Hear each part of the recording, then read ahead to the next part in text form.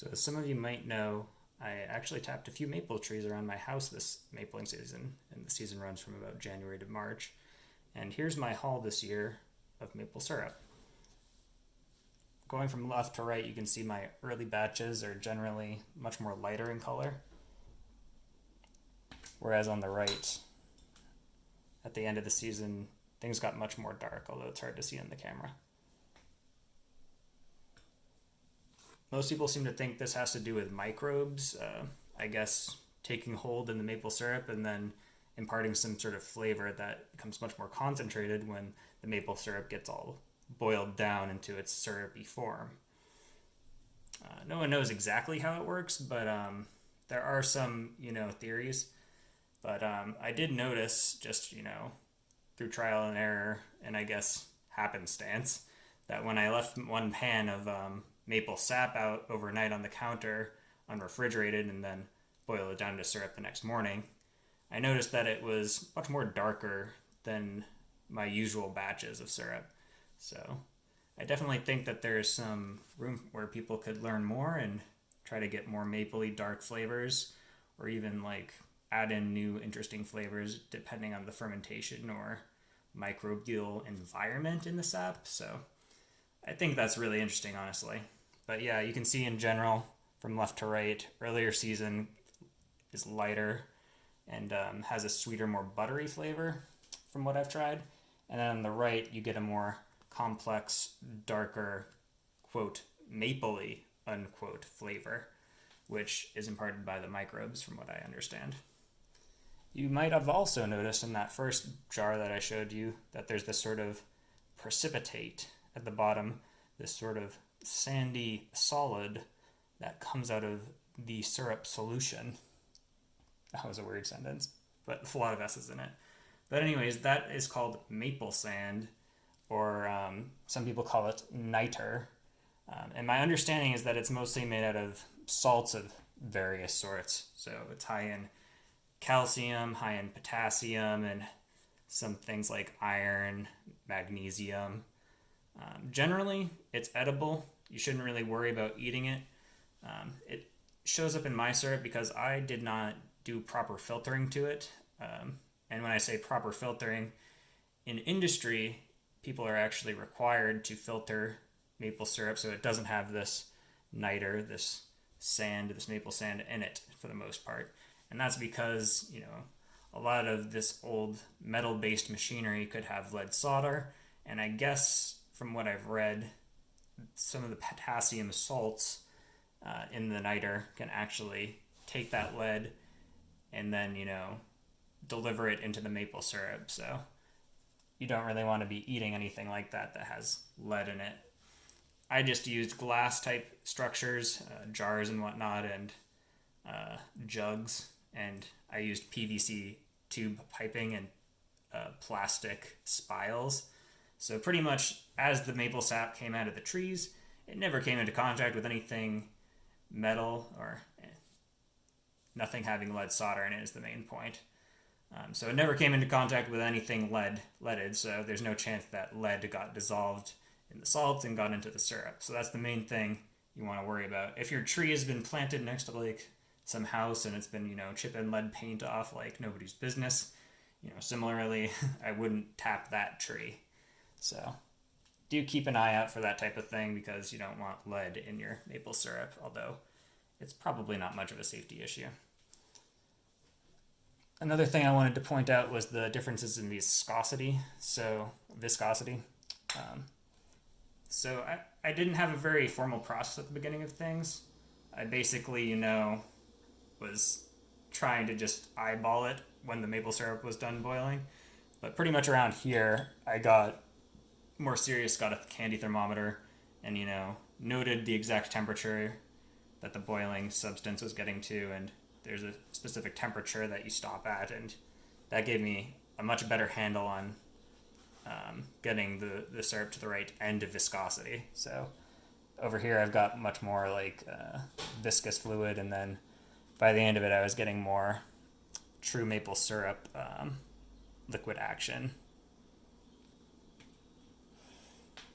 So that's pretty much it. Kind of covers what happened here. I guess I could Oh yeah, one thing to note is that this guy was actually poured off from this jar, so I couldn't tell you why it's so clear and golden looking because, I created it after the maple syrup right here in this jar. So one would think it'd be more dark because it was created later in the season, but for whatever reason, when I poured off from this jar, it left this very delectably looking golden maple syrup. So I'm going to give these all a taste test and get back to you. And maybe there'll be some interesting correlations between, like, the flavors and whatnot in each. I'll also try the maple sand, so I'm going to try that right now. And then when I get back, I'll just list off all the qualities one by one for you. Alright, so now I've taste tested them all and I'll give you back the results.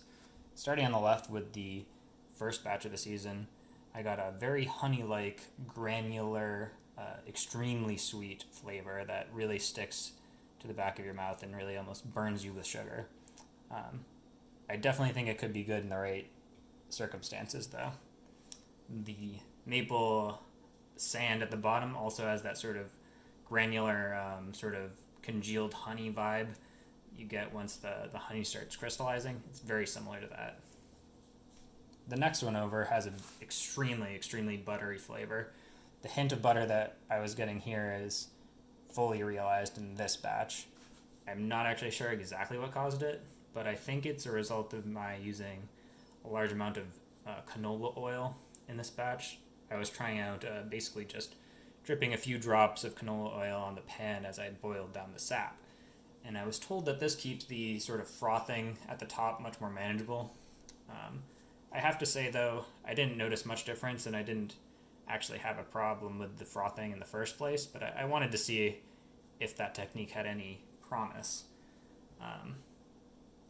Both ways I tried, with and without the vegetable oil on top, seemed to have, like, not very much frothing. Didn't really get in my way, at least during my process. But maybe on industrial scales it does get in the way. And they do need some sort of oil on top of things, but I would need to look into it more. The takeaway, though, is that I think the oil actually imparted some sort of caramel buttery flavor, and I can kind of see, it's kind of hard to show, but in this one the precipitate actually seems to be sort of, let's see if I can get it better. The precipitate actually seems to be somewhat sitting on top of the liquid. It's very hard to actually get on camera, but I think I just poured a little bit out. Well, I'll have to clean that up in a second. But that precipitate sitting on top seems to have to do with the large amount of oil that I used in that batch, so is what it is. But I really like the buttery flavor and might actually experiment with that, because that's actually an exciting development. So these two actually came from the same batch, and as a result they have very similar flavors, even though they look quite different in terms of darkness. They're both very, very smooth and have a light mapley flavor. This one being maybe a little bit more mapley, possibly due to it being darker, and this one being a little less just because it came off the top. This one is just further in that spectrum to the right. Again, it's very, very mapley, or at least getting to that point of being quite mapley. It's kind of hard to describe. It just gets more caramel flavors, gets more deep richness to it, a sort of almost funkiness as we progress from like the very sugary ones down to the more sort of classical maple flavor. And this one actually has some cloudy precipitate too in it that hasn't really come out yet. If it will come out, I don't know, but it has this sort of interesting effect on the flavor, I think. And then at the very end of the season, we've sort of realized the maple flavor completely. This is almost exactly replicating what I would get in a store if I just went and bought real maple syrup. So at that point, I had a candy thermometer, and at that point, I kind of knew what I was doing. And yeah, the maple sap, I guess, just had lots of fermentation or whatever that is that goes on to make it darker, because I did get a really dark result there. And it pretty much just tastes like store-bought, so I guess I could describe it as, not very buttery compared to the ones on the left, but having a deep, rich flavor, a very good coating to the mouth. It doesn't have this cloying over sugary effect. It doesn't burn your throat with sugariness. It just kind of coats your mouth completely in a way that makes it very easy to taste the flavors and smell them almost into your olfactory areas, I guess. But I don't want to get too pretentious, I guess. But long story short, it pretty much tastes like maple syrup you would get off the store exactly to a T, which I think is quite cool. So that pretty much covers my haul of maple syrup. I hope to have more updates for next season, and I might try some new things, make more detailed videos on how to tap, make more videos on what other types of trees you can tap for syrup to boil down to syrup with, maybe like birch, things like that. I think there might be even some other trees that are viable for tapping for syrup. I also plan to do some things like maybe comparing and contrasting maple syrup that you get from different trees. I pretty much got all this syrup from 3 trees that I think are pretty much all sugar maples. They might have a little bit of red maple in them, a couple of them, but just because there is a fair amount of hybridization that can go on. But I do want to kind of compare and contrast what the different flavors look like from different trees. I do have a sinking suspicion that there won't be that much difference, and it has mostly to do with, if you put vegetable oil in it or if you let it ferment a bit, as it seems like, it has a lot to do with those microbes imparting flavor, and the sap itself doesn't seem to actually inherently have much effect on the flavor, which I find interesting. But that's just my guess. It'll be interesting to see if that actually has any merit next season. Well, thanks for watching. I have a lot of ideas that I want to try, so I hope you, subscribe and keep with the channel, because I hope to kind of do some research and interesting activities with maple syrup that I don't think have been really covered on YouTube, and I think it has some merit to watch. So, thank you for taking the time, and I'll catch you later.